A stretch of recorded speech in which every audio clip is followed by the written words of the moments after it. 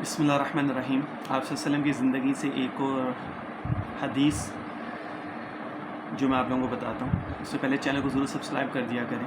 آپ لوگ ویسے ویڈیوز دیکھتے ہیں، سبسکرائب کر کے دیکھ لیں تو اس میں میرا بھی تھوڑا سا فائدہ ہو جائے گا، اور شیئر ضرور کیا کریں۔ جو آپ کی زندگی سے ریلیٹڈ ویڈیوز ہوتی ہیں اس کو ضرور شیئر کیا کریں، لوگوں کی زندگیوں سے بہت آسان ہو جائے گی۔ ایک دفعہ ایک صحابی رسول جو ہے وہ آپ صلی اللہ علیہ وسلم کی خدمت میں حاضر ہوئے۔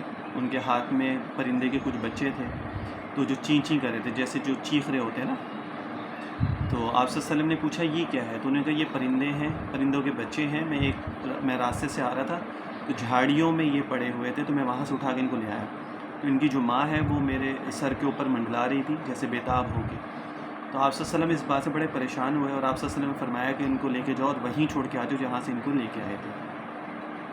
تو یہ آپ صلی اللہ علیہ وسلم کا رحم کرنا ہے انسانوں کے ساتھ۔ آپ صلی اللہ علیہ وسلم کا جانوروں پر بھی اسی طرح رحم کرنا تھا۔ اب رحمت للعالمین تمام جہانوں کے لیے تھے، جس طرح انسانوں کے لیے تھے اسی طرح پرندوں کے لیے، جانوروں کے لیے، ہر چیز کے لیے رحم دل تھے۔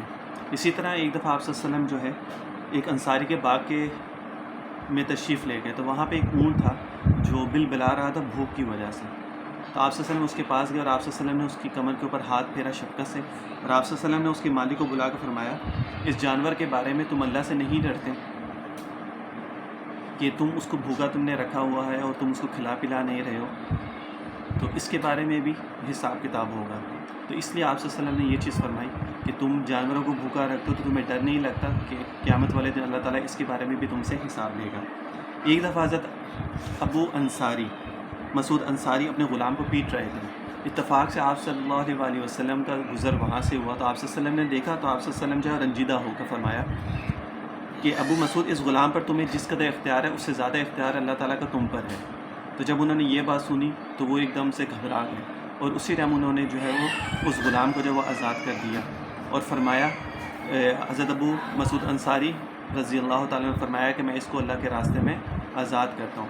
تو آپ صلی اللہ علیہ وسلم نے فرمایا کہ اس غلام کو اللہ کی راہ میں آزاد کرتا انہوں نے فرمایا کہ میں اس غلام کو آزاد کرتا ہوں، تو حضور نے فرمایا کہ اگر تم ایسا نہ کرتے تو دوزخ کی آگ جو ہے تم کو چھو لیتی۔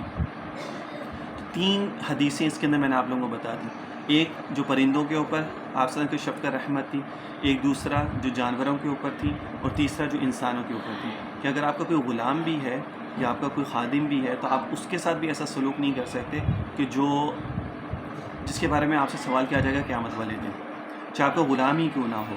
غلام ہے، خدمت کروائیں، کام کروائیں، جو بھی آپ اس سے کر سکتے کروائیں، لیکن اس کا یہ مطلب نہیں کہ آپ اس کو ماریں، پیٹیں یا اس کے ساتھ زیادتی کریں۔